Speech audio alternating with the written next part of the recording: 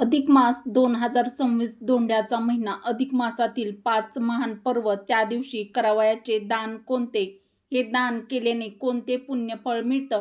या 5 पर्वाची अचूक तारीख कोणती? दान करताना ही चूक टाळा. नमस्कार मित्रांनो, श्री स्वामी समर्थ. मित्रांनो, अधिक मास म्हणजे पुरुषोत्तम मास. हा साधा महिना नाही. हा असा काळ मानला जातो ज्यामध्ये केलेलं जप, तप, दान, पूजा, व्रत अनेक पटीने फळ देतं असं शास्त्र सांगतं. पण मित्रांनो, अधिक मासामध्ये काही विशेष पर्व सांगितलेले आहेत. या पर्वामध्ये केलेलं दान अत्यंत प्रभावी मानलं गेलं आहे. अधिक मास महात्म्यानुसार विशेषतः 5 पर्व अत्यंत पुण्यदायी मानली जातात. व्यतिपात पर्व, वृद्धत्वी पर्व, अमावस्या पर्व, पौर्णिमा पर्व, संक्रांती पर्व.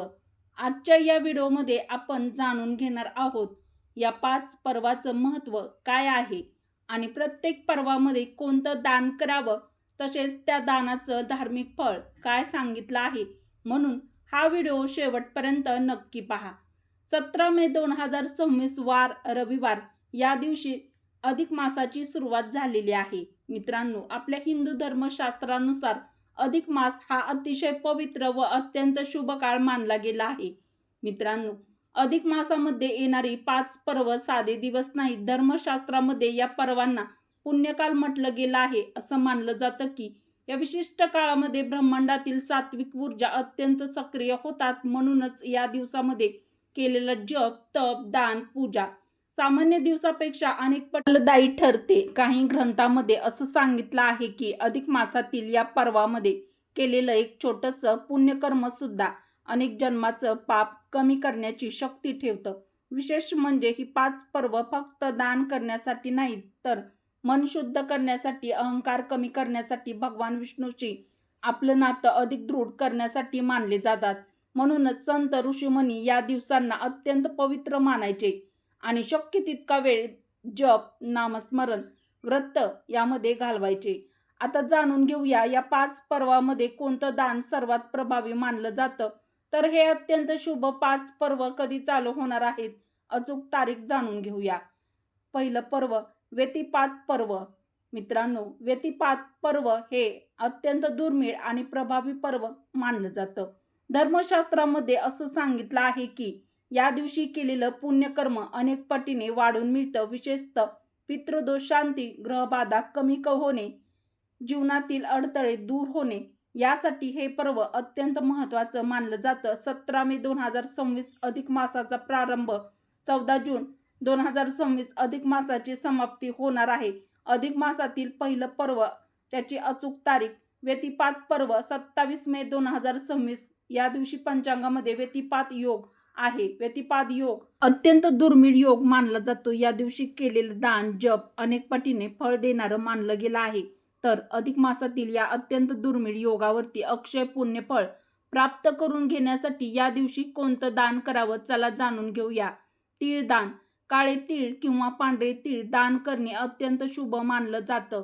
कारण तीळ हे पवित्रतेचं प्रतीक मानलं जातं. असं मानलं जातं की तीळ दानामुळे पितर प्रसन्न होतात आणि नकळत झालेल्या पापांचा क्षय होतो.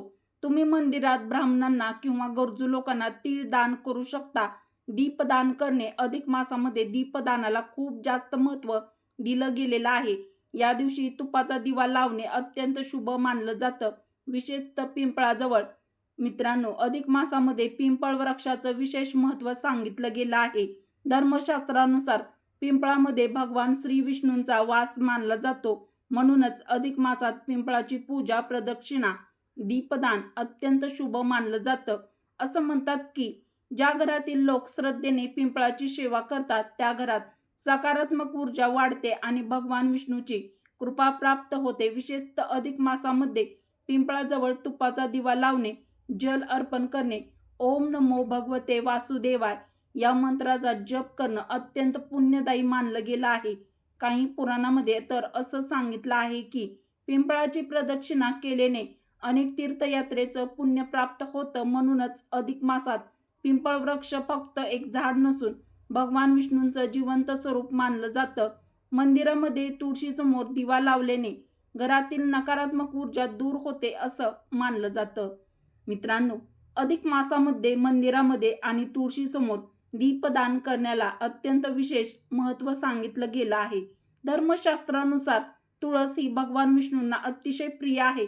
म्हणूनच तुळशीसमोर लावलेला एक छोटासा दिवा सुद्धा भगवान विष्णूंना प्रसन्न करणारा मानला जातो. असं मानलं जातं की तुळशीसमोर तुपाचा दिवा लावल्याने घरातील नकारात्मक ऊर्जा दूर होते, मन शांत होतं, घरामध्ये सुख समृद्धीचा वास राहतो. विशेषतः अधिक मासात संध्याकाळच्या वेळी श्रद्धेने दीपदान करून ओम नमो भगवते वासुदेवा श्री विष्णवे नमः हा जप केल्याने अनेक पुण्यफळ वाढून मिळतं असं सांगितलं आहे. मित्रांनो, मंदिरामध्ये केलेलं दीपदान हे धार्मिक कर्म नाही, अंधारातून प्रकाशाकडे जाण्याचं प्रतीक मानलं जातं. म्हणूनच अधिक मासामध्ये मंदिरात तुळशीसमोर दीपदान करणे अत्यंत शुभ पुण्यदायी मानलं गेलं आहे.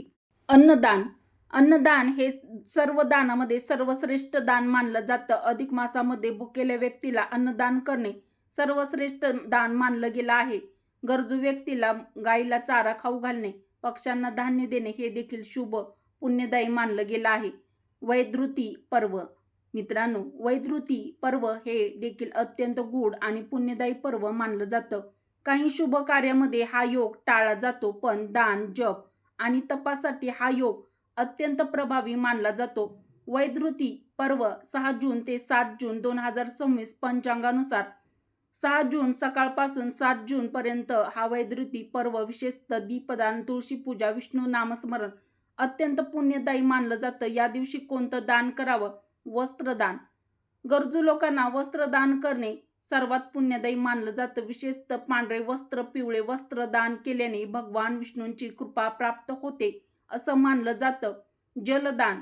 पाण्याने भरलेला कलश, थंड पिण्याच्या पाण्याची व्यवस्था आणि तहानलेल्या व्यक्तीला पाणी देणं हे अत्यंत पुण्याचं कार्य मानलं गेलं आहे. शास्त्र सांगतं जलदान हे जीवनदानासमान आहे. धान्यदान.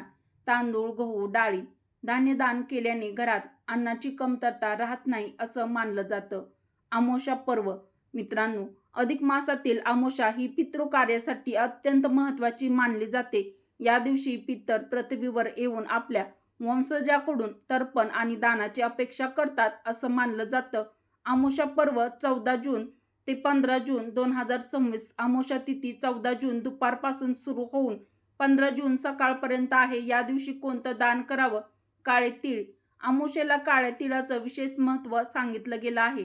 तीळ तर्पण आणि तीळ दान केल्याने पितर प्रसन्न होतात असं मानलं जातं. गाईला चारा. गाईला हिरवा चारा खाऊ घालणे, गुळ पोळी खाऊ घालणे अत्यंत पुण्यदायी मानलं जातं. दीपदान. अमावस्येच्या अंधारामध्ये दिवा लावणं म्हणजे जीवनातील अंधार दूर करण्याचं प्रतीक मानलं जातं. म्हणजे दीपदान अवश्य करा. पौर्णिमा पर्व. पौर्णिमा म्हणजे पूर्णत्वाचं प्रतीक. या दिवशी चंद्राची पूर्ण कला असते, म्हणून मानसिक शांती आणि लक्ष्मी प्राप्तीसाठी हा दिवस अतिशय शुभ मानला जातो. 31 मे 2026 ही अधिक मासातील पुरुषोत्तम पौर्णिमा आहे. अधिक मासातील पौर्णिमा ही भगवान विष्णूच्या कृपेचा अत्यंत शुभ दिवस मानला जातो. या दिवशी कोणतं दान करावं? दूध आणि साखर. दूध, साखर, खीर याचं दान केल्याने चंद्रदोष कमी होतो असं मानलं जातं. शुभ वस्त्रदान. पांढरे वस्त्र दान केल्याने मानसिक शांतता प्राप्त होते. चांदीचा दिवा किंवा दीपदान. या दिवशी दीपदान केल्याने घरात लक्ष्मी स्थिर होते असं मानलं जातं. संक्रांती पर्व मित्रांनो, संक्रांती म्हणजे सूर्याचा एका राशीतून दुसऱ्या राशीत प्रवेश. हा काळ ऊर्जा परिवर्तनाचा काळ मानला जातो, म्हणजे संक्रांती पर्व. तर अत्यंत महत्त्वाची गोष्ट, अधिक मासामध्ये सूर्य संक्रांती नसते. हेच अधिक मास निर्माण होण्याचं मुख्य कारण आहे. म्हणून अनेक परंपरांमध्ये संक्रांती पर्वाऐवजी एकादशी, पौर्णिमा, अमावस्या, व्यतिपात पर्व, वैधृती पर्व ही 5 पर्व विशेष मानली जातात. मित्रांनो, अधिक मास हा इतर महिन्यांसारखा नसतो, कारण या महिन्यामध्ये सूर्याची संक्रांती होत नाही. म्हणूनच हा संपूर्ण महिना भगवान श्री हरी विष्णूंना समर्पित पुरुषोत्तम मास मानला जातो.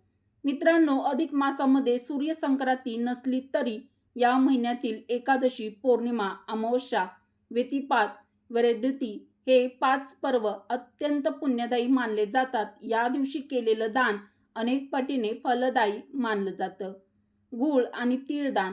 गूळ आणि तीळ हे पवित्र आणि सात्विक दान मानलं जातात. यामुळे घरात सुख, शांती, पुण्य वाढतं असं मानलं जातं. तांब्याचं भांडदान. तांबं तेज आणि सकारात्मक ऊर्जेचं प्रतीक मानलं जातं. तांब्याच्या वस्तू दान करणं शुभ मानलं जातं. तर मित्रांनो, अधिक मासातील ही 5 पर्व अत्यंत पुण्यदायी मानली जातात. या पर्वामध्ये श्रद्धेने केलेलं दान भगवान विष्णूची कृपा प्राप्त करून देणारं अधिक मास महात्म्यामध्ये सांगितलं आहे. पण लक्षात ठेवा, दान हे दिखाव्यासाठी करू नका. श्रद्धा आणि मनोभावे सेवेने करा. जर तुम्हाला ही माहिती आवडली असेल तर व्हिडिओला लाईक करा, मित्रपरिवारासोबत शेअर करा. मराठी रोहिणी किचन चॅनलला सबस्क्राईब करा. व्हिडिओ शेवटपर्यंत पाहिल्याबद्दल तुम्हा सर्वांचे मनापासून धन्यवाद. श्री स्वामी समर्थ. जय श्रीकृष्ण.